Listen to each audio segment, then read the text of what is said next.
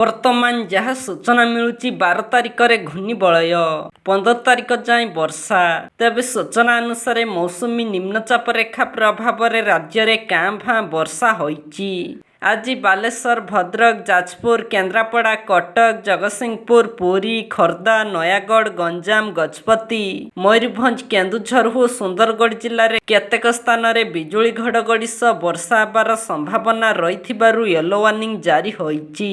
ବର୍ତ୍ତମାନ ମିଆଁମାରରେ କେନ୍ଦ୍ରୀୟ ଅଞ୍ଚଳରେ ଏକ ଘୂର୍ଣ୍ଣିବଳୟ ସୃଷ୍ଟି ହୋଇଛି।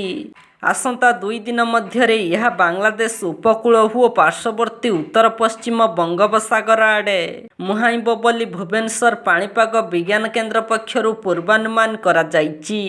ଏହାର ପ୍ରଭାବରେ 15 ତାରିଖ ଯାଏଁ ରାଜ୍ୟରେ ବର୍ଷା ହେବ। ପରବର୍ତ୍ତୀ 3 ଦିନ କାଁ ଭାଁ ବର୍ଷା ସମ୍ଭାବନା ରହିଛି। ଗତ 24 ଘଣ୍ଟା ମଧ୍ୟରେ କୋରାପୁଟରେ ସର୍ବାଧିକ 42.4 ମିଲିମିଟର ବର୍ଷା ଏବଂ ଦେବଗଡ଼ରେ 22 ମିଲିମିଟର ବର୍ଷା ହୋଇଛି।